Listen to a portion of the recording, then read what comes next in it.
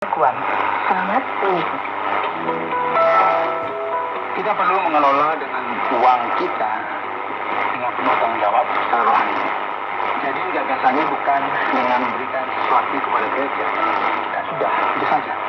Karena sisanya adalah milik itu. Asik, karena sekarang saya bisa menghabiskannya sesuka hatiku. Tidak seperti itu.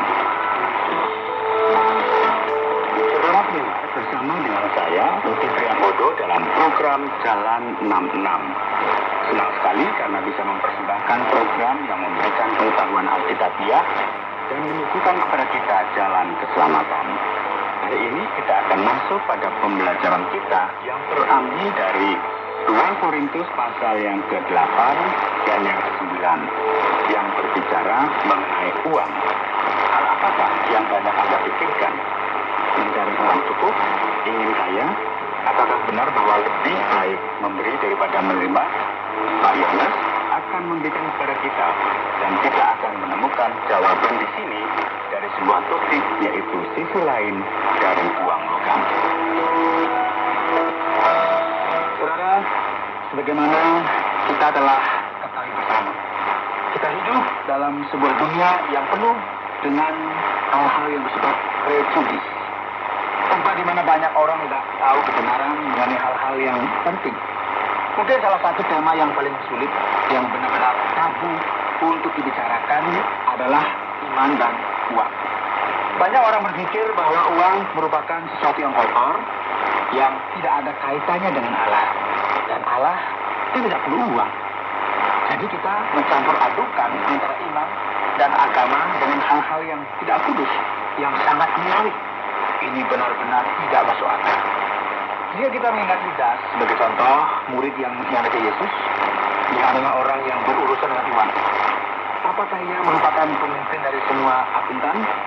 Pendengar yang dikasihi Tuhan, hari ini kita akan melihat sisi lain dari sebuah uang logam. Paulus akan berbicara kepada orang Korintus mengenai sebuah topik, salah satunya adalah kontribusi secara finansial.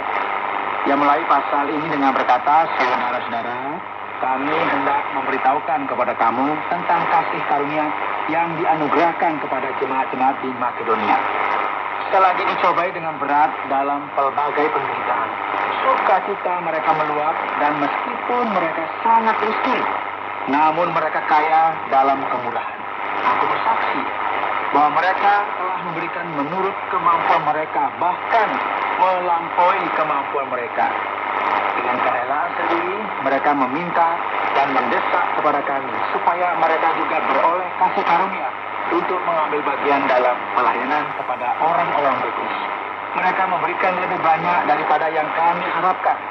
Mereka memberikan diri mereka pertama-tama kepada Allah, kemudian oleh karena kehendak Allah juga kepada kami.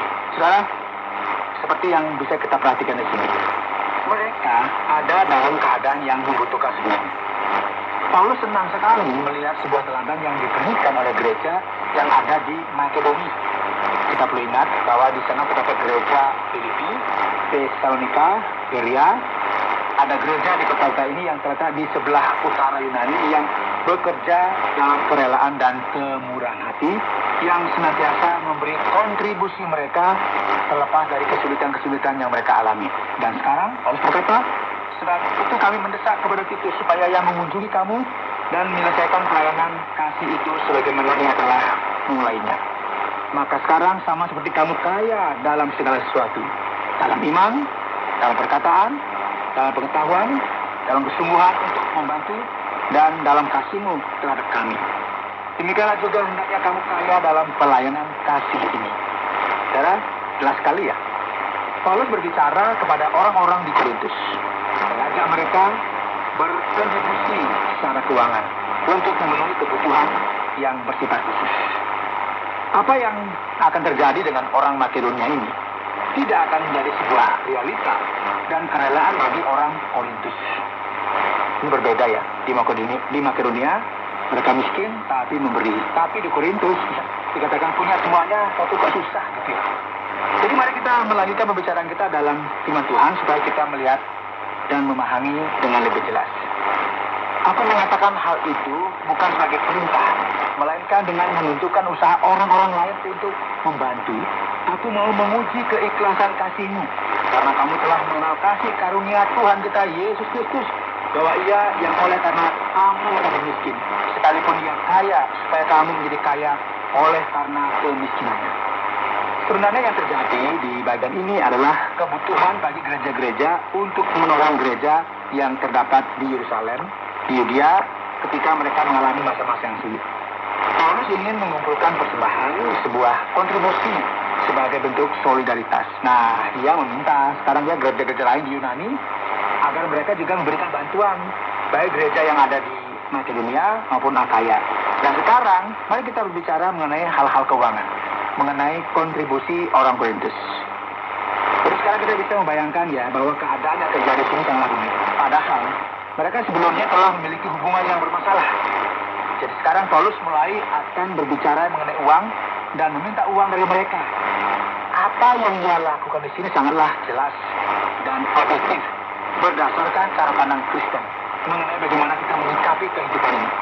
Bagaimana kita perlu senantiasa memberikan kontribusi dan donasi kita kepada orang lain.